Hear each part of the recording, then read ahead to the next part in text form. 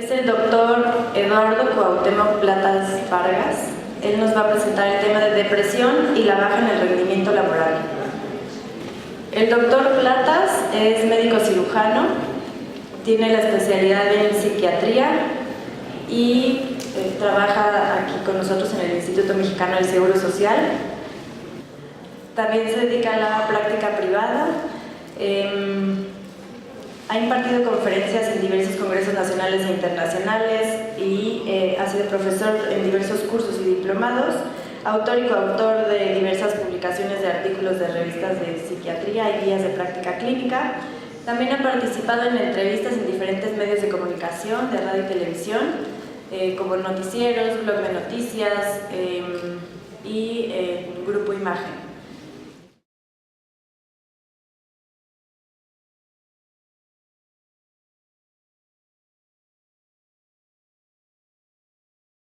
Bueno, buenas tardes.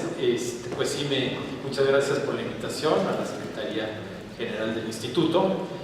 Y bueno, pues vamos a tocar un tema de depresión y rendimiento laboral.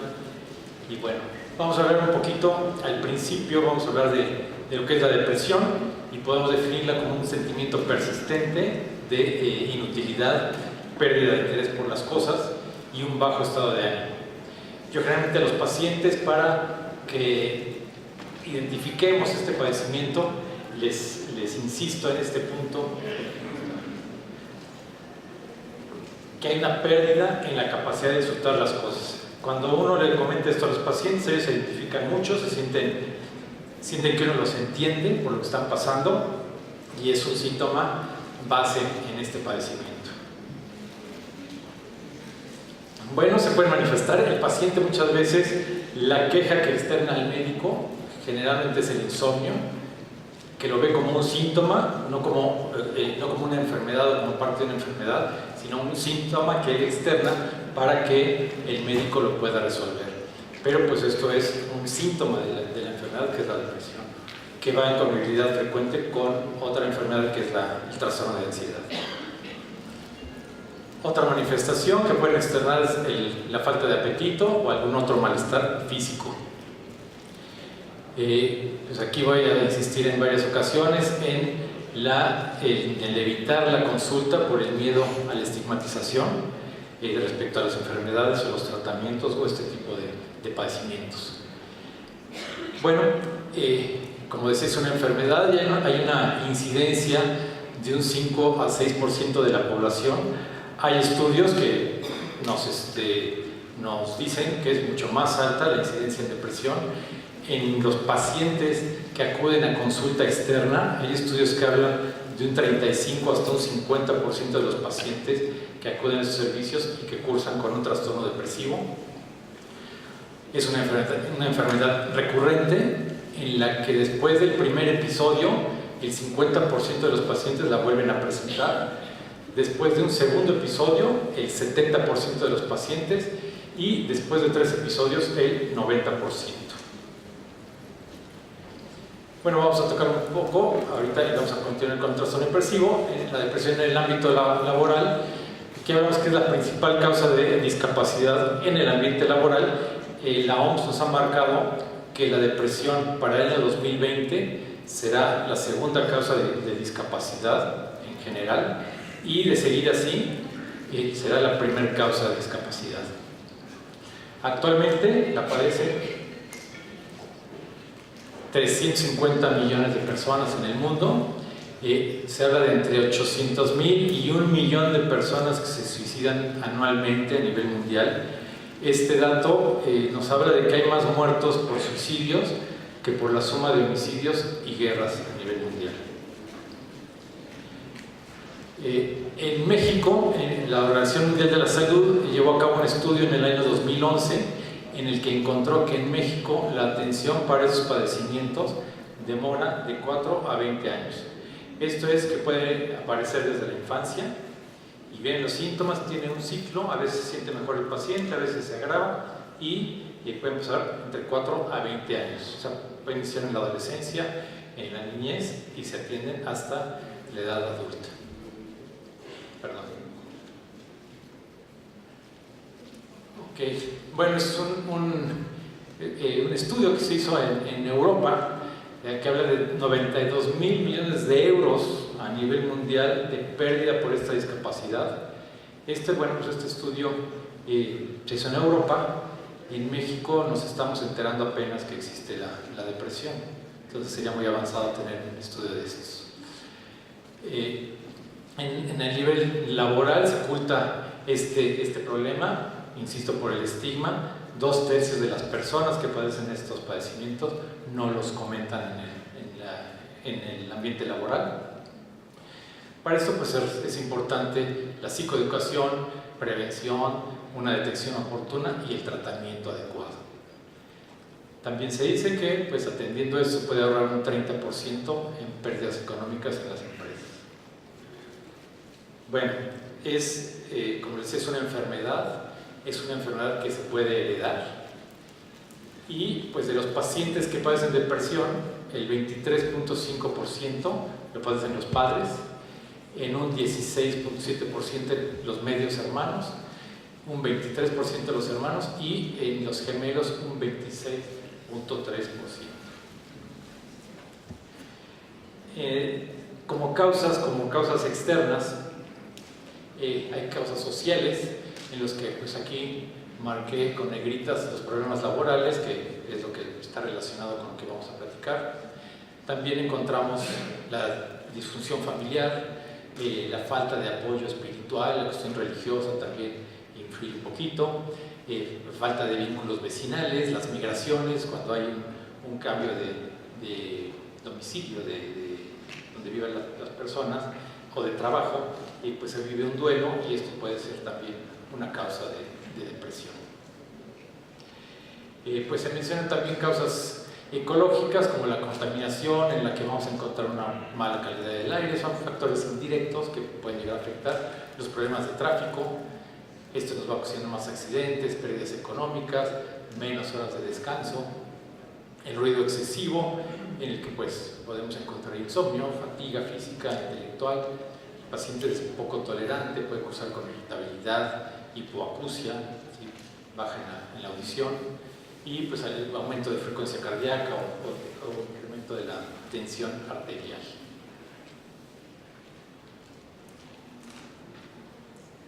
Bueno, hay trastornos en la afectividad, como una indiferencia afectiva en la que hay menos interés en la vida. Hay tristeza, es un síntoma que puede tender o no al llanto. La persona se siente con inseguridad, tiene dificultad para la toma de decisiones. Aquí pues estamos hablando de depresión y vamos a ver algunos síntomas, algunos puntos que pues están directamente relacionados con el aspecto laboral. La persona va a actuar con pesimismo, con un enfoque derrotista, puede cursar con miedo, que puede ser específico o absurdo, puede ser esta sensación únicamente, con ansiedad o nerviosismo. En los pacientes con depresión tiene un predominio vespertino, puede cursar con irritabilidad y esto pues nos ocasiona problemas a nivel familiar o a nivel laboral. Pues encontramos también en este padecimiento algunos trastornos intelectuales, como hay algunas fallas en la sensopercepción, una mala captación en los sentidos, algunas fallas de memoria, se disminuye la memoria, es difícil evocar, se fijan mal los eventos, hay una disminución en la atención, la comprensión está disminuida también, lo que nos puede ocasionar una mala comunicación, sentimientos o ideas de culpa, que hay también una autodevaluación, y pensamientos obsesivos, hay algunas ideas repetitivas, esto cuando hay síntomas de ansiedad que lo acompañan. Bueno, la conducta, las personas van a tener menor actividad, van a descuidar sus labores, serán menos productivos, su rendimiento en el trabajo será menor. En depresiones graves habrá impulsos suicidas, hay una autólisis latente, puede tener ideas de muerte, deseos de muerte, incluso la ideación suicida. Esto en depresiones ya más graves. Y la tendencia a ingesta de alguna droga. Pues esto lo buscan como relajante o huida. Las adicciones de fondo tienen un aspecto depresivo, un aspecto de ansiedad. Yo he dicho pienso que las adicciones son una mala manera de manejar el estrés, la ansiedad o los síntomas depresivos. Se busca un estímulo y pues nos lleva a este consumo. Bueno, también encontramos algunos trastornos somáticos a nivel de sueño, en el que encontramos insomnio o hipersomnia.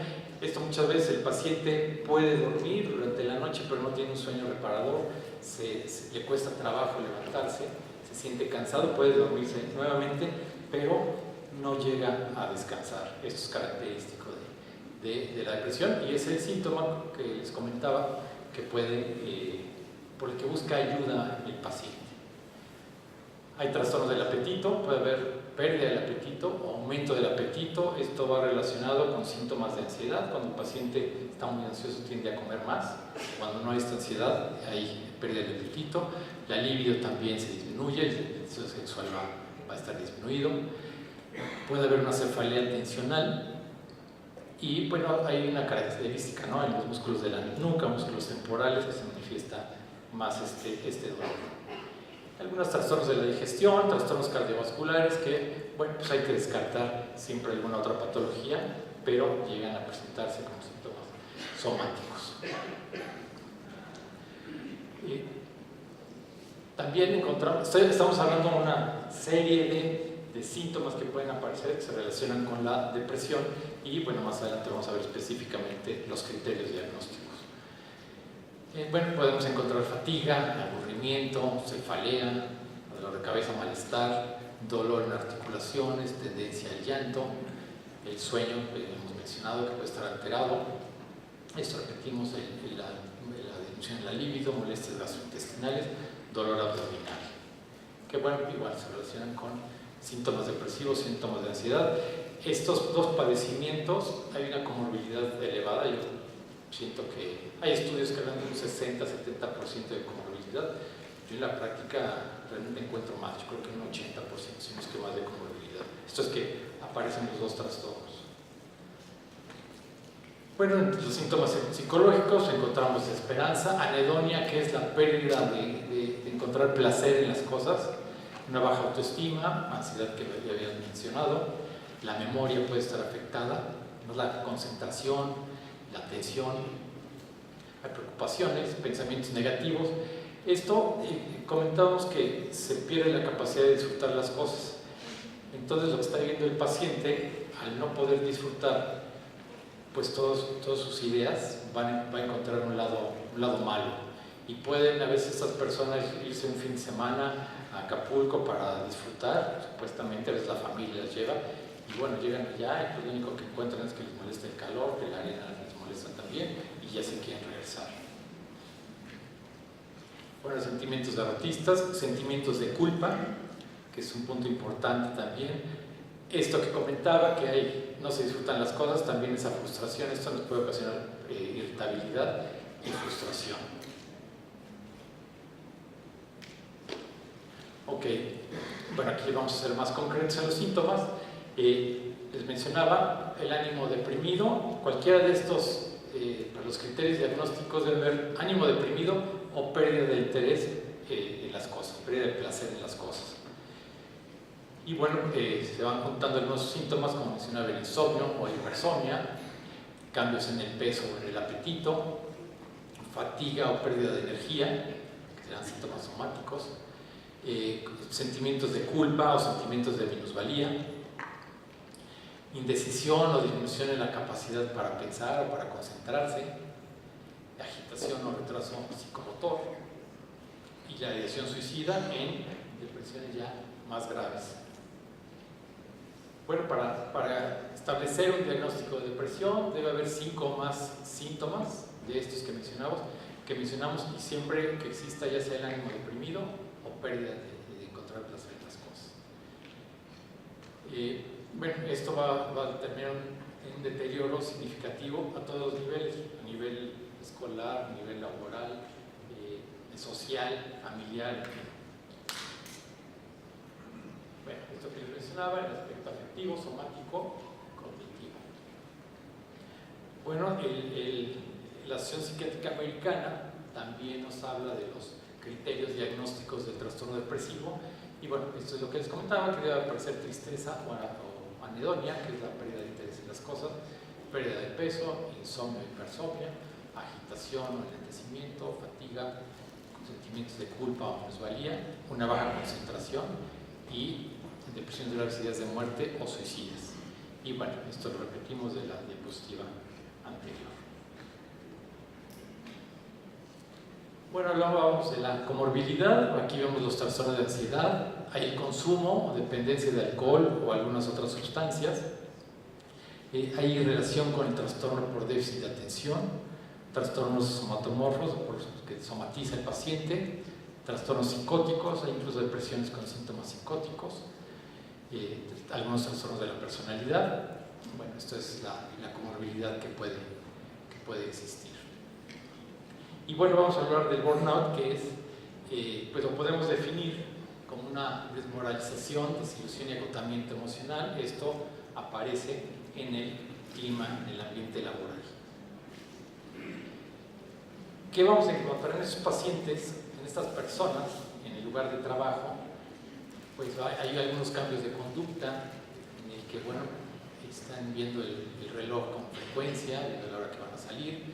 Hay una resistencia para ir al trabajo, pueden posponer el contacto con clientes o pacientes, alguna cita la pueden cambiar, no tienen ganas de atender, retrasos en las llegadas o en las salidas del empleo. Hay una baja en la creatividad, en la facilidad de resolver problemas. Pueden trabajar más con menos resultados. Hay veces que se amplía el horario de trabajo y pueden estar 12 horas en la oficina trabajando y pues el logro es el mismo, no se avanza. Hay un incremento en el consumo de estimulantes, y aquí hablamos desde el café, el cigarro, todo esto que pues tiene un efecto estimulante y bueno, pues que deriva también alcohol y alguna droga. Bueno, no hay habilidad para satisfacer habilidades recreativas y de recuperación. Hay más accidentes en estas personas, hay más riesgo de accidentes. En el pensamiento hay deseos de abandonar el trabajo, incapacidad o disminución en la concentración. Hay una resistencia al cambio en los trabajos, se quejan de muchos programas, de muchas actividades, y se vuelven más suspicaz o desconfiado. Hay una actitud cínica en la que culpa a los clientes o a los pacientes, culpa a los demás por algún error. Para los médicos hay una actitud deshumanizada hacia los pacientes, no hay interés por ayudar al paciente. Se sienten víctimas, más preocupados por las necesidades y problemas personales. En los sentimientos también vamos a encontrar cambios, se pierde el sentido de humor, o hay un humor negro, se burlan mucho de algunas cuestiones en el trabajo. Una sensación de fracaso, de culpa o de autorreproche. Hay periodos frecuentes de ira, baja tolerancia, irritabilidad, amargura. Esto lo comenté. Se sienten atacados, se pueden sentir desanimados e indiferentes, tener sentimientos de impotencia y poca creatividad. Aquí nos podemos dar cuenta que hay muchos síntomas que están coincidiendo con el trastorno depresivo. Parece que se están repitiendo y bueno, pues sí, así es. Solo que esto solamente se encuentra son criterios, son síntomas que aparecen en el medio laboral. En la salud pues puede haber un sueño desordenado, son personas muy enfermizas, son susceptibles a infecciones, faltan por aparentes enfermedades, se encuentran fastidiados, aburridos, hay cansancio y agotamiento durante el día. Y pues antes hablábamos de las causas sociales, había un punto que decía en el aspecto laboral. Y bueno, pues aquí podemos hablar del clima laboral tóxico. El clima laboral tóxico tiene ciertas características en las que no hay un trabajo en equipo, no se respetan reglas, o no hay normas, o no se respetan las normas. circulan chismes, ¿no? Rumores en pasillos.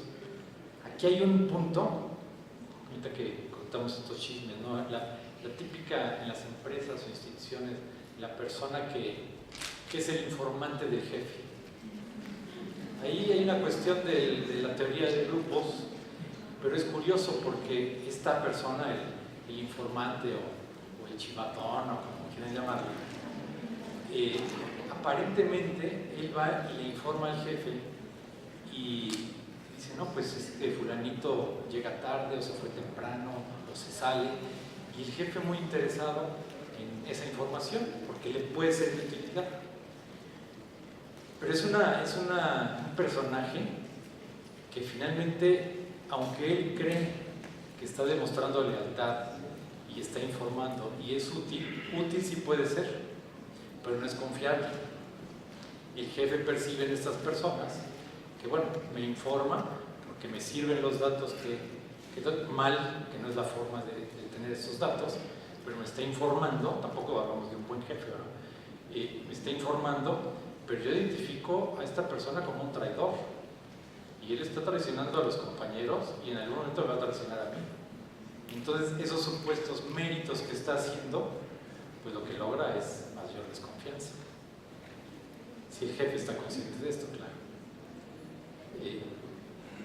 Bueno, esto, personas con poca capacidad tienen ascensos.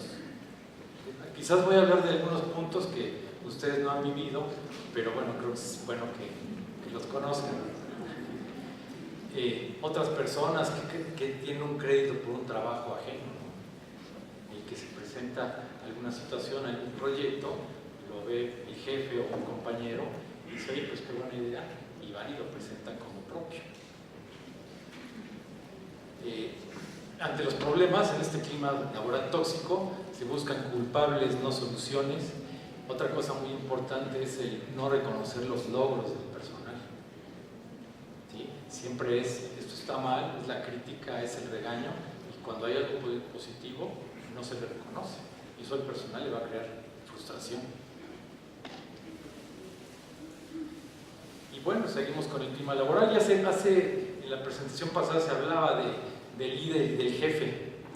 ¿Sí? El líder, pues podemos definirlo como un guía o jefe de un grupo de los integrantes que reconocen sus capacidades, su conducta, lo que él diga, sus palabras van a lograr incentivar a los miembros del grupo.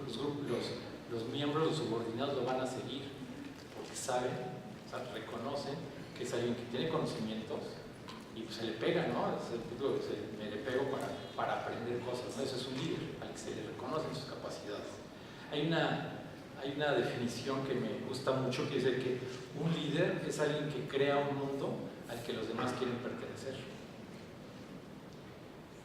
Y un jefe, pues es una persona en un puesto superior con las facultades de mandar a los subordinados. Puede dar órdenes, pero pues muchas veces no se le reconocen sus capacidades, ¿no? Se obedece. Y bueno, pues aquí está el jefe tóxico, que es alguien que va a provocar conflictos, no muestra empatía con los trabajadores.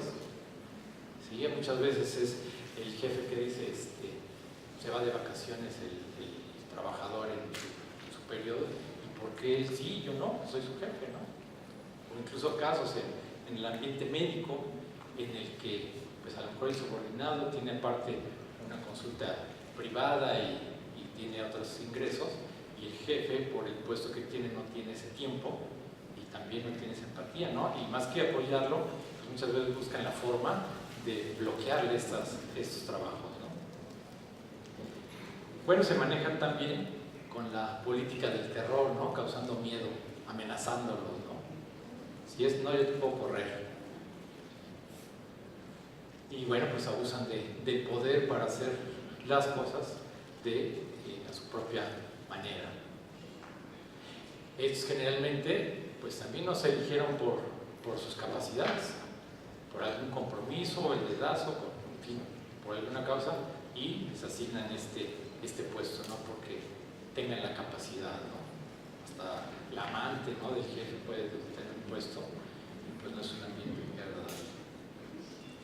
Y bueno, en estas personas, la baja preparación va a originar que se sientan amenazados y su conducta va a ser con soberbia, ¿no? Y van a tener una barrera y no van a permitir ser cuestionados, porque cuando se les cuestiona algo, pues hacen evidente su desconocimiento.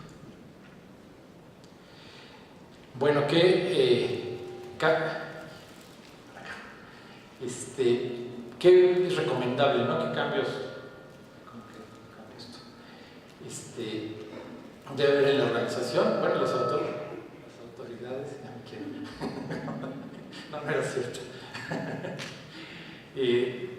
Algo bien importante es que las autoridades, los jefes, consideren al personal como su recurso más valioso. O sea, los jefes van a depender siempre de los subordinados, son la base para que el jefe pueda desempeñar sus actividades adecuadamente. Deben de reconocer esto. Y bueno, desarrollar un modelo de cooperación, una filosofía que sea coherente, abierta, compartida, en fin, que haya un trabajo, que pueda haber un trabajo en equipo, que todos se apoyen.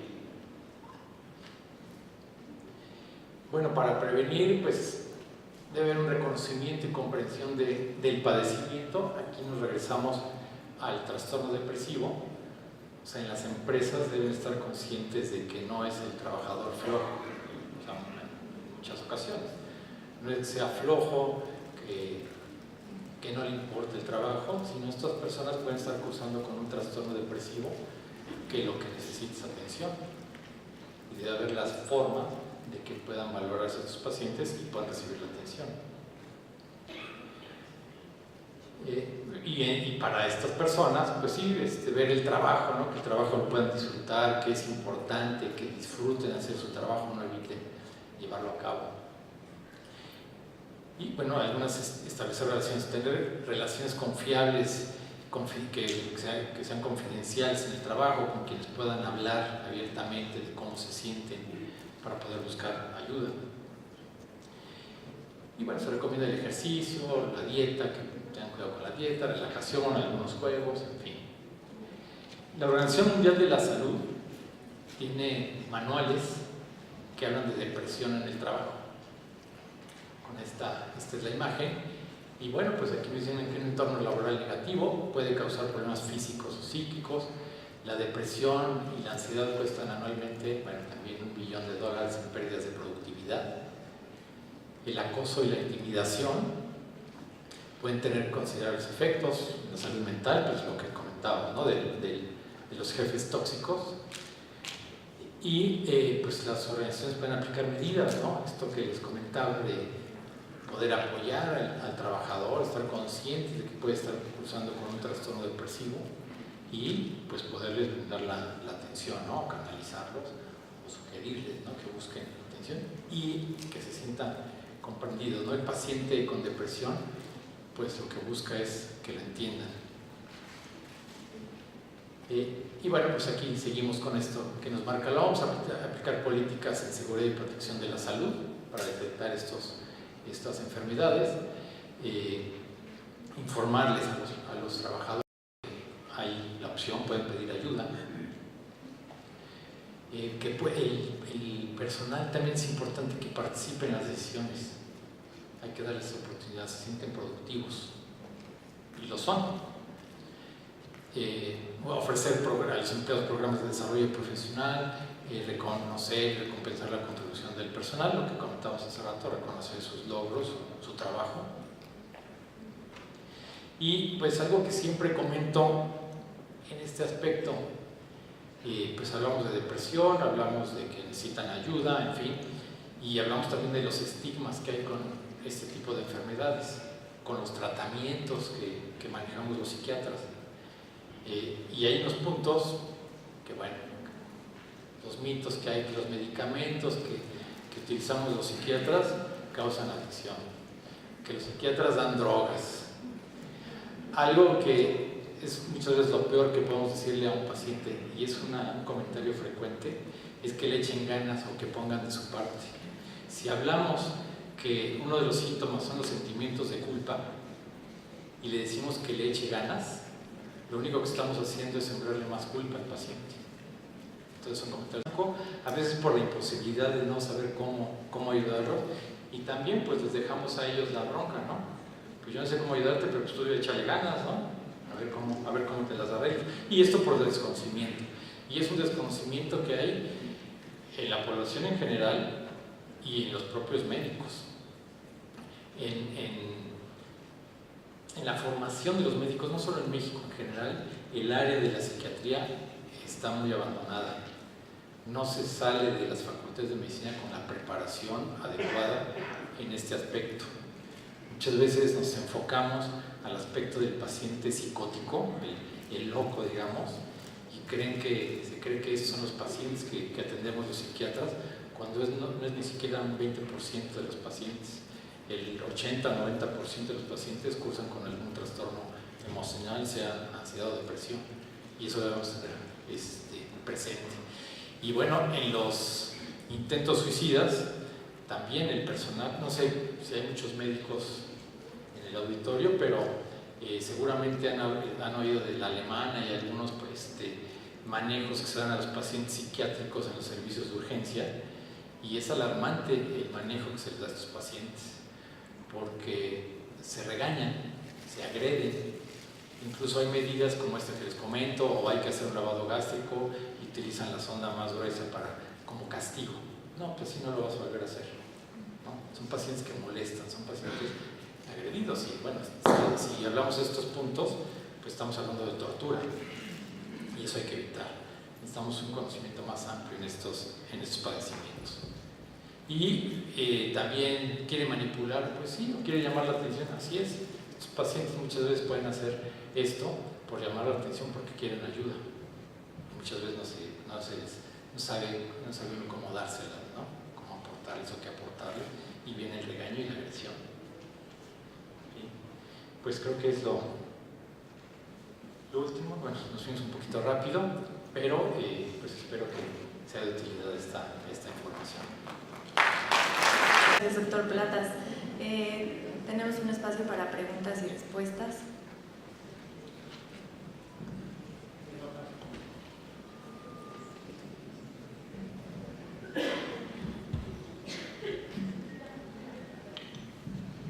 Buenas tardes. Pues, felicidades por su exposición. Y bueno, mi pregunta es sobre estas sugerencias, ¿no? De échale ganas, que sí son bien comunes en procesos de duelo y sobre todo en este tema. Dentro de su experiencia, ¿qué nos sugeriría hacer o decirle a personas que sospechemos que tienen el padecimiento, o cómo ayudarlos o cómo ser empáticos, ¿no? Más que nada eso. Okay. Bueno, de los síntomas que mencionamos, son 9, 10 síntomas. Si los tenemos más o menos presentes y vemos que hay criterios que cumpla 5 criterios, lo ideal es recomendar la atención especializada, porque y más, por ejemplo, en una ideación suicida, pues incluso lo que amerita es la hospitalización. Aquí los tratamientos antidepresivos, los primeros días, está el paciente con depresión, los primeros días aumenta lo que es el impulso vital, e incluso hay más riesgo de que pueda llevar a cabo un intento. Pero el apoyo es esto, ¿no? No sé, se dice, oye, pues yo sé que la depresión y esto pues es una enfermedad, que es el primer paso, estar conscientes de que es una enfermedad como cualquier otra, en la que hay alteraciones a nivel neurotransmisores a nivel neuronal, y que debe atenderse, y que hay medicamentos para estabilizar esto, que no son drogas y no está loco el paciente, sino que es una enfermedad y amerita atención. Gracias. Y un punto, porque mencionaba la parte del duelo. El duelo tiene sus fases. Sí, hay una fase de negación, una fase de ira, la fase depresiva, después viene la negociación y la aceptación. En algunos casos la fase depresiva se estanca y ya podemos hablar de un trastorno depresivo secundario a un duelo no resuelto. Pero el duelo ese se resuelve por sí solo, pero hay que analizarlo. Hay duelos que pueden cursar con ideación suicida y en gran número de los casos tienen una depresión previa y lo que viene a hacer el duelo es agravar este trastorno depresivo. Y los pacientes con insomnio, pues ver cómo está su estado de ánimo, cómo disfrutan las cosas, esto que comentamos, ¿no? Sí. Gracias. De nada. Hola, buenas tardes. Mi duda es, ¿cómo puedo? Bueno, yo estoy desarrollando un programa para mi empresa, para atención psicológica, y ¿cómo puedo, o cómo podría ser el flujo para canalizarlo a que la persona necesite una atención psiquiátrica? O sea, ¿a quién tengo que poner mi diagrama de flujo que evalúe primero para definir si nada más con atención psicológica o con atención psiquiátrica? Bueno, si hablamos de un trastorno depresivo como enfermedad, la atención es psiquiátrica, sí, atender la enfermedad como tal. Los factores detonantes se pueden manejar con una psicoterapia. Algunas veces lo ideal es manejar las dos cosas, no es una u otra, ¿no? Lo ideal es que vayan las dos de la mano, cada una tiene una función, ¿sí?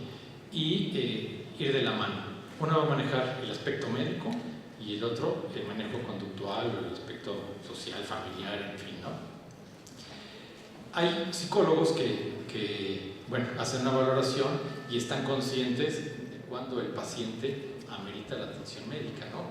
Ven los criterios de un trastorno depresivo y lo canalizan. Incluso algunas veces le dicen al paciente, ahorita vamos a manejar que te valore el psiquiatra, vamos a ver cómo están los síntomas, y generalmente cuando los síntomas se controlan, la psicoterapia fluye mucho mejor, ¿sí? Porque cuando están los síntomas presentes y se empiezan a tocar puntos que pueden ser detonantes de la enfermedad, pues lo único que ocasionamos es que se sienta peor muchas veces el paciente.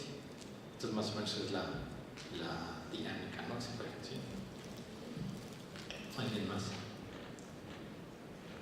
Bueno, pues aquí sin aquí.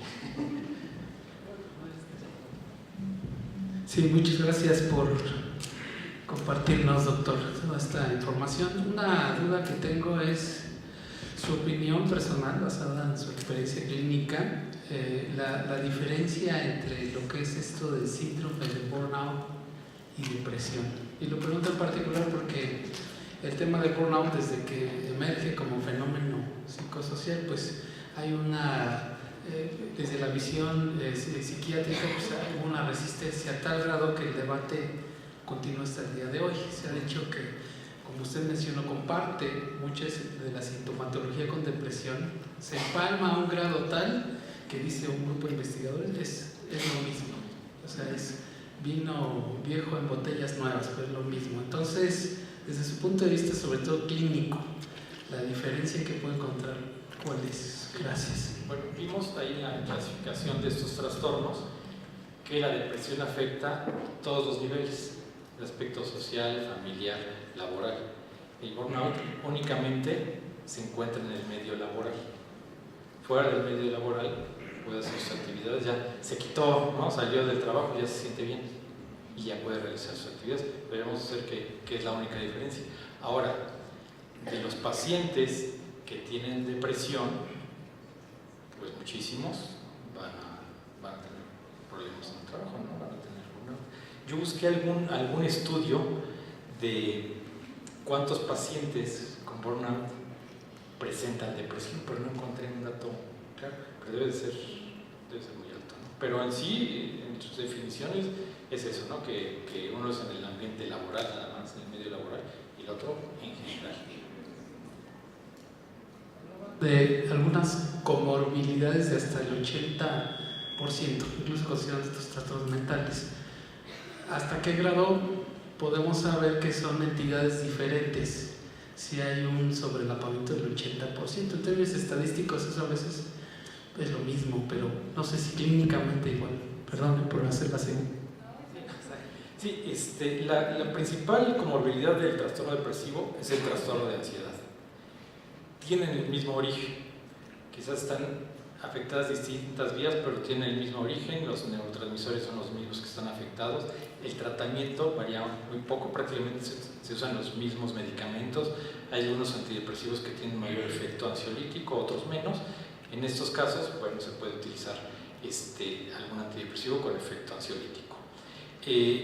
Hay diferencias, ahí mencionaba, por ejemplo, los pacientes que tienen una pérdida del apetito y tienen depresión, y los pacientes que tienen un exceso, que comen mucho, ¿no? Eso es un síntoma de ansiedad. Y bueno, que vayan de la mano con síntomas de ansiedad y grados con ataques de pánico, que es un pico dentro del trastorno de ansiedad, pues sí, ahí encontramos en la práctica clínica, pues la mayoría, van de la mano, la depresión y la ansiedad van de la mano, a veces se inclina más hacia los síntomas de ansiedad y a veces más hacia los síntomas depresivos, pero en un gran porcentaje van de la mano. Y es la principal, ¿no? que van los dos ojos.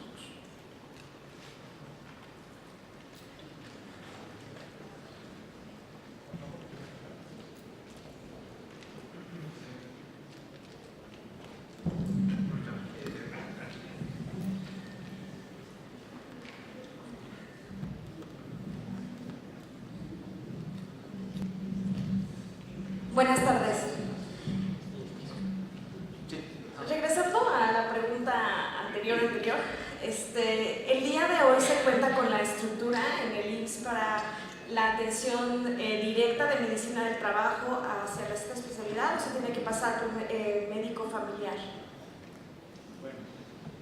Bueno, hay la atención por medicina familiar. En medicina del trabajo, pues se supone que deben detectar esto con los trabajadores.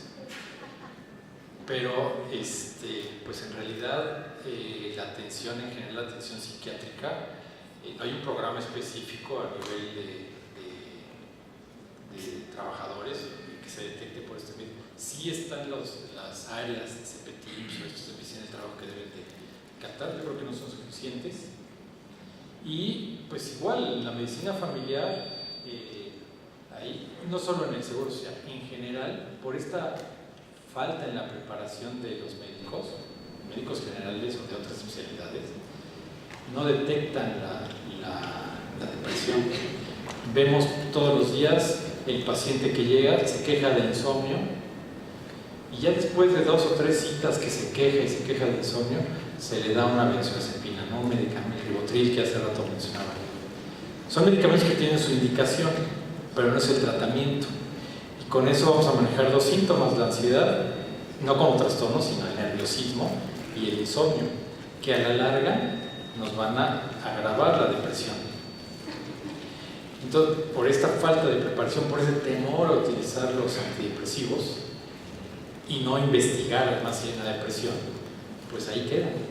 O sea, lo ideal es, si no en medicina del trabajo, en las unidades de medicina familiar, que el médico, o en otras especialidades, los médicos estén conscientes de que hay una depresión, que tiene ciertos síntomas, que el paciente que se queja de insomnio, tan fácil como preguntarle su estado de ánimo y ver estos criterios que estamos viendo, ¿no? Y nos vamos a dar cuenta que muchísimos de esos pacientes cursan con una depresión. Aquí vemos que hay pacientes que llevan 10 años tomando diazepam o clonazepam y tienen una depresión de hace 15, lo que va con las estadísticas que mencionamos. Entonces, si no en estas áreas, en la medicina familiar, pues sí, lo ideal sería que se detectara, ¿no? Pero falta un poquito.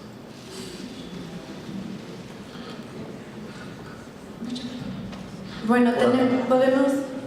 Sí. Perdón, nada más una preguntita rápido con relación a lo que decía, doctor. Derivado de esa falta de especialistas, y si lo llevamos esto al contexto propiamente de la empresa, la pregunta en específico sería: ¿qué competencias o herramientas podría uno utilizar, hablando de, sobre todo empresas, por ejemplo, que no tienen un médico dentro de la organización, por ejemplo, áreas de recursos humanos, personas que tienen esta interacción directa con el trabajador, para hacer este ejercicio como de identificación de posibles casos para remitir con un especialista y no retrasar el tiempo en esta atención temprana debería buscarse. Entonces no sé qué recomendaría en términos de formación, de recursos. Bueno, ahí para la detección pues tenemos, repito, ¿no? estos criterios diagnósticos, ¿no? Podemos detectar al personal que tenga un bajo rendimiento, en fin, estas conductas que puede tener y ver si cumple criterios. Ver si cumple con los criterios, pues no es muy complicado verlo, ¿no? Incluso aunque faltan especialistas, digo, en el instituto no llega a 350 psiquiatras, la depresión, el trastorno depresivo, digamos el de diario, el de batalla, puede manejarse en un primer nivel. No es realmente tan complicado, ¿no?, manejar esos padecimientos, pero falta la preparación, falta quitar este estigma que hay en muchos niveles y es cultural. A veces los médicos ni siquiera se atreven a canalizar al psiquiatra porque a lo mejor el paciente se enoja. Entonces tenemos que luchar con todo eso, ¿no? Son unos estigmas. Aquí los estigmas son con el tratamiento, con los hospitales psiquiátricos y con el psiquiatra. Entonces hay una barrera, ¿no? Muchas veces la atención pasan por todos, se van al neurólogo, se van todos, van con el brujo y ya la última opción es el psiquiatra, ¿no? Sufrimos mucho los psiquiatras. No, pero así es la realidad, ¿no? Ya es la última opción cuando en realidad pues, es la primera. Una más.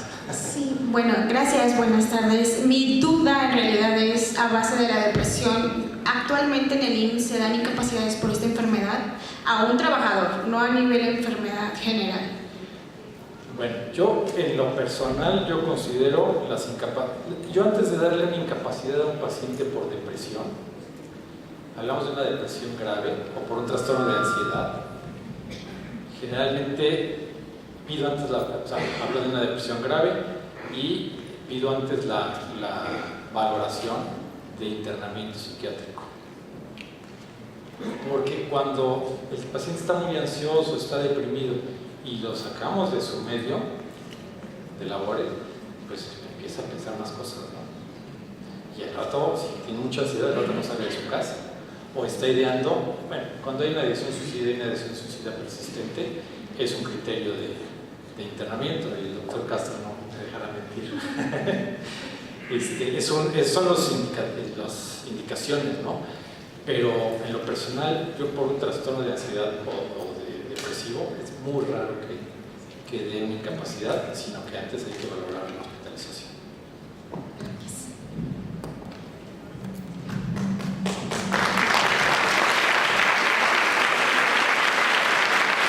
Muchas gracias, doctor, por la conocimiento